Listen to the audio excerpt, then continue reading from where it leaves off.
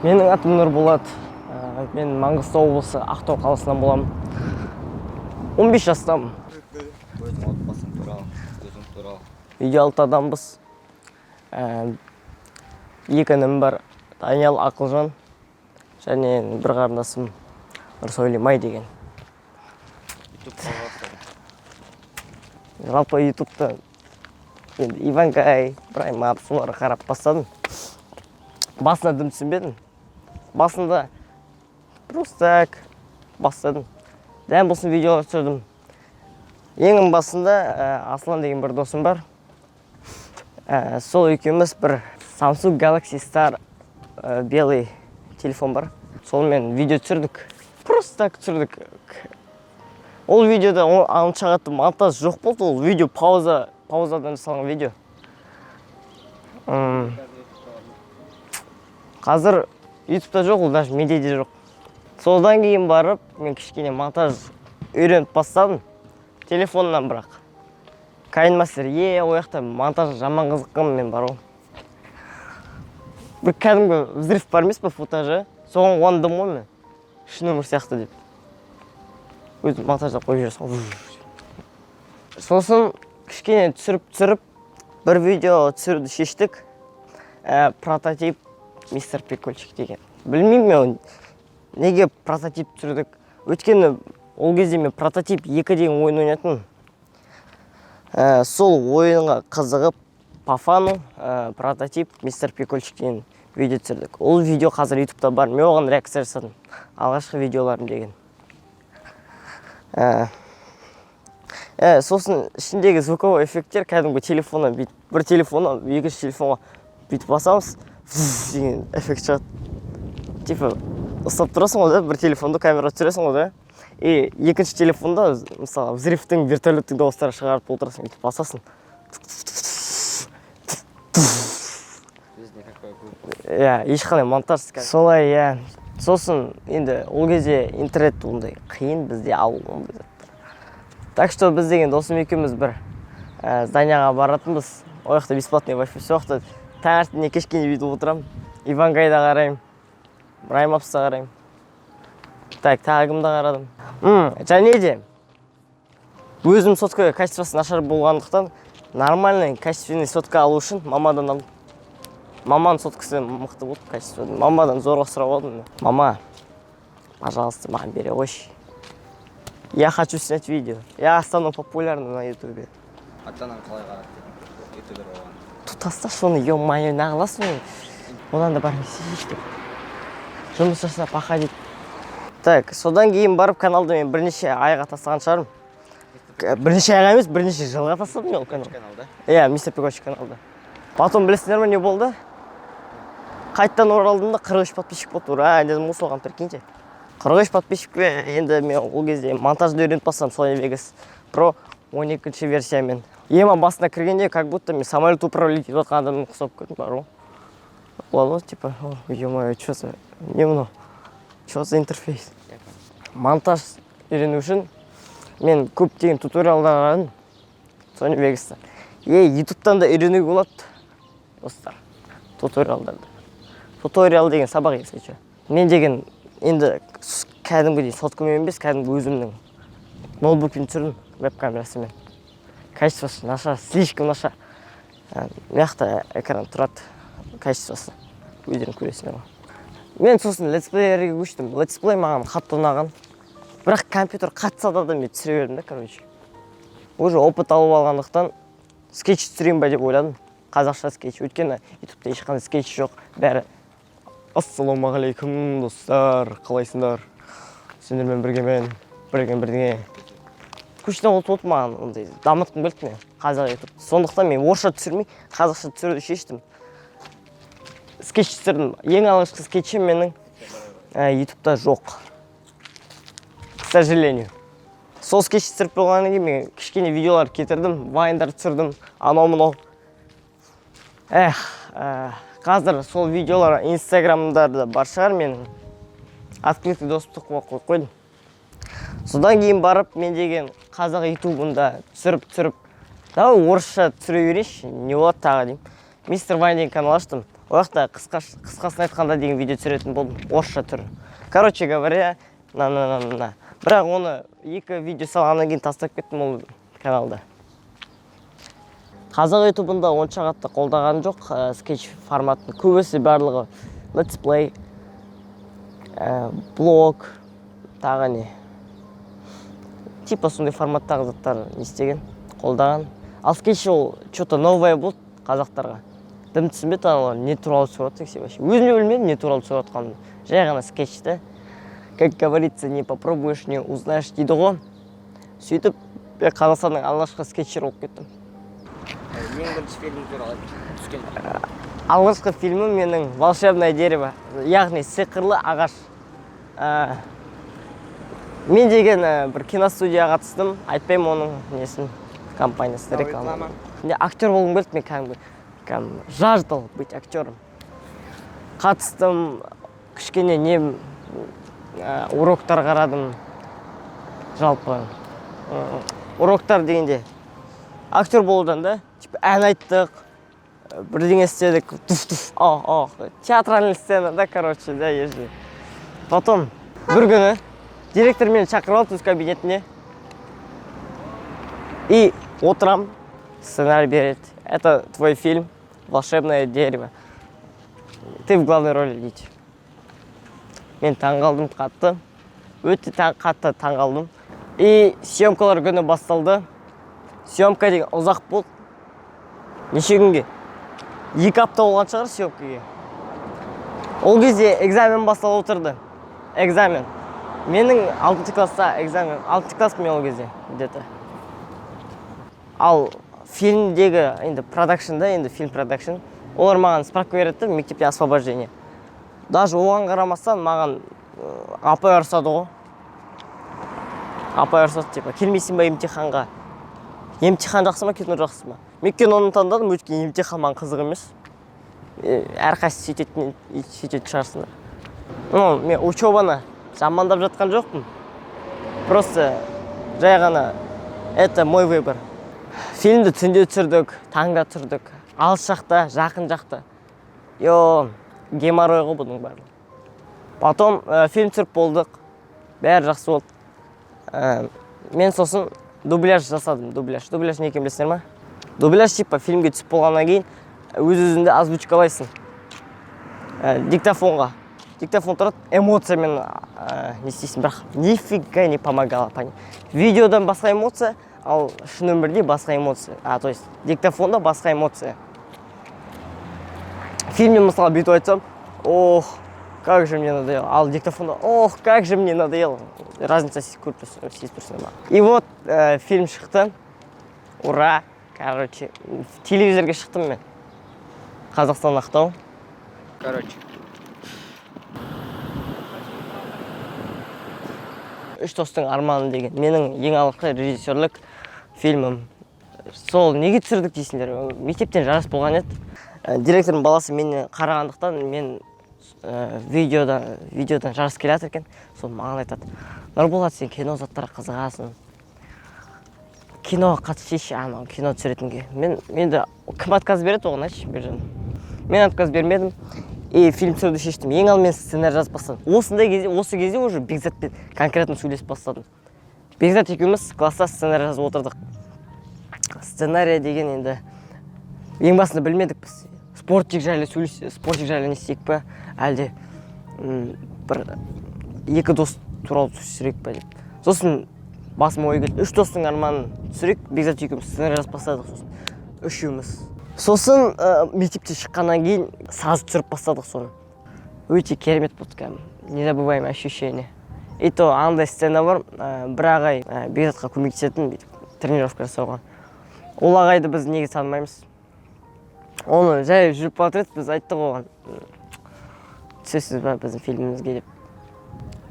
Я отказ берген жоқ. Видеобайға жайлы айтып кетейін. YouTube қарап отырамын бір күні. YouTube'да рекомендацияда видеобайға деген конкурс шығады екен. Мен алдыңғы жылы қатыса алмадым. 2018-де это мой шанс, надо поучаствовать деп өзіме айттым. Айтқаннан кейін Еркошқа сразу звондадым ғой.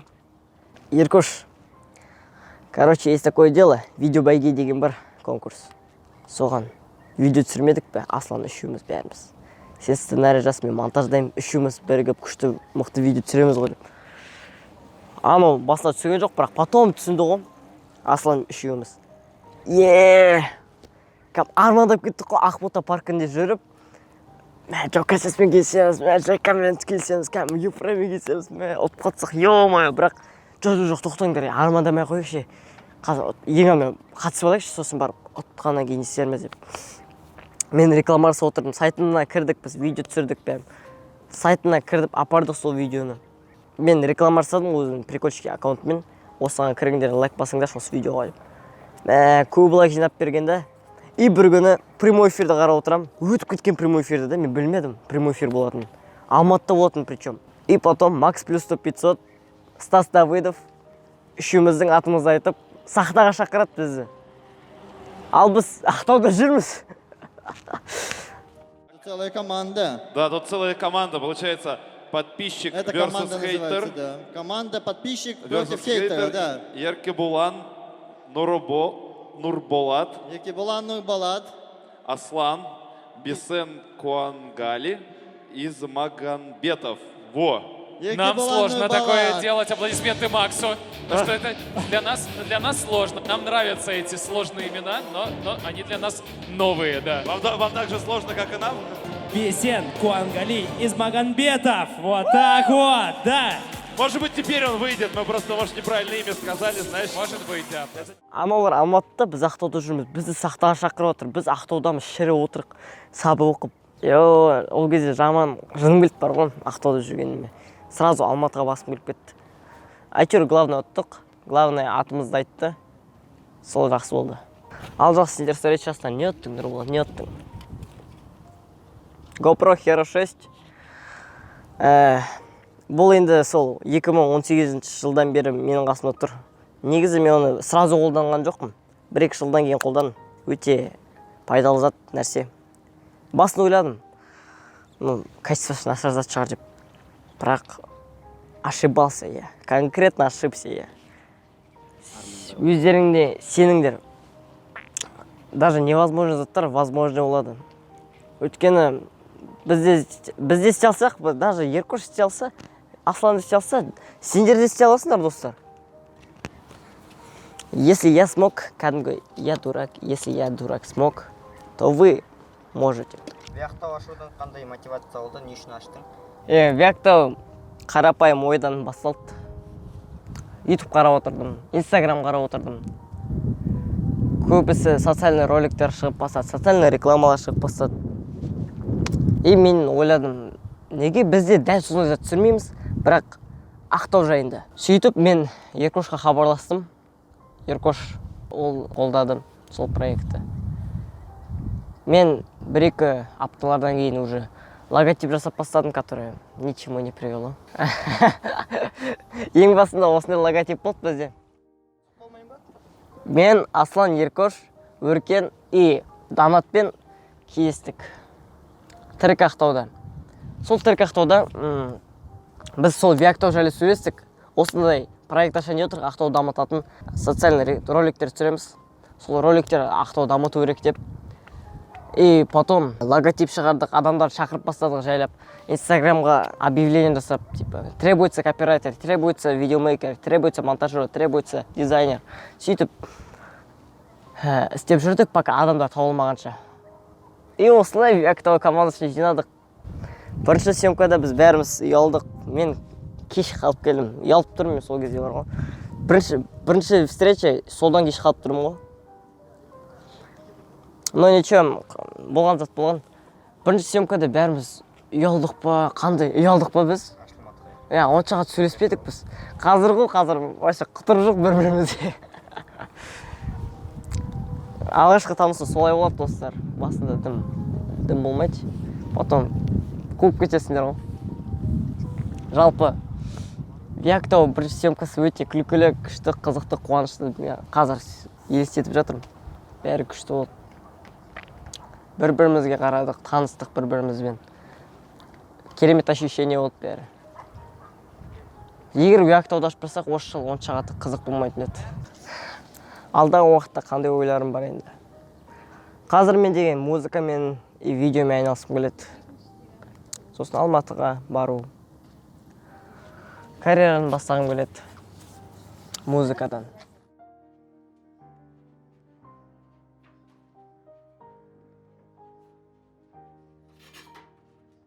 Мистер Прикольчик каналының күміс кнопкасын қалай алдың? Қиын болды ма?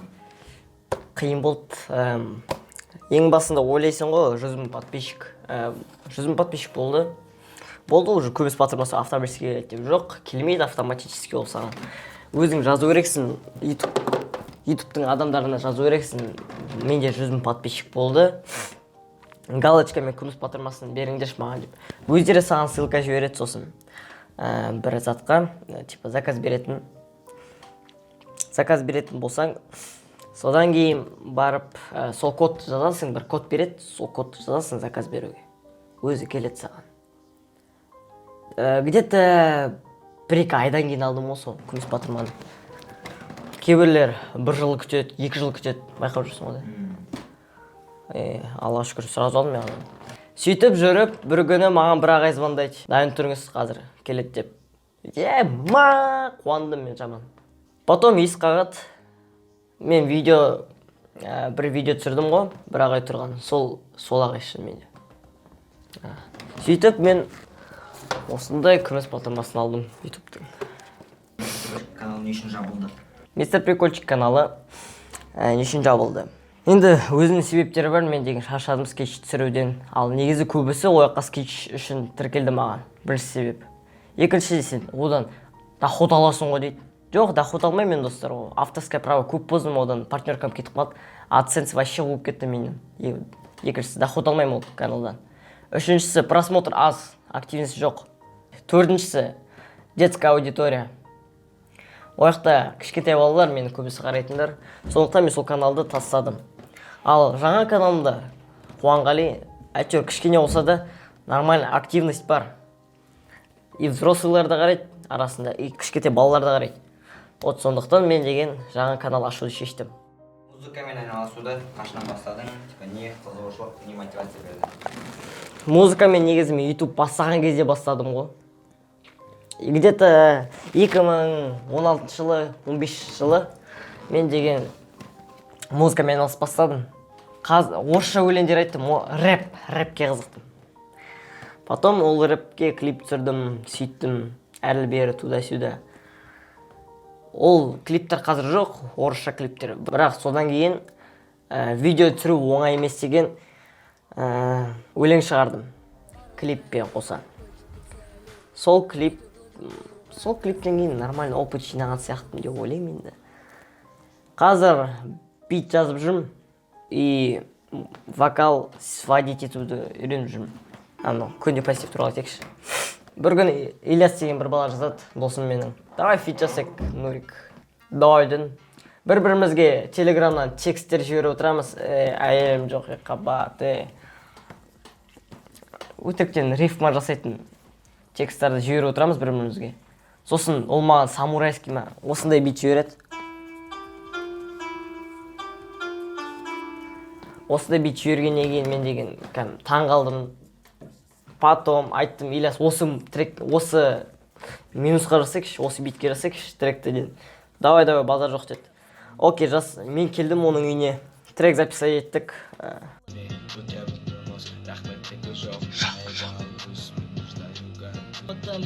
Боли позитив.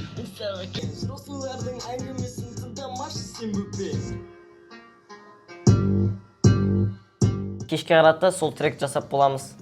Оны неше рет сводить еттік, неше рет өзгерттік сол затты.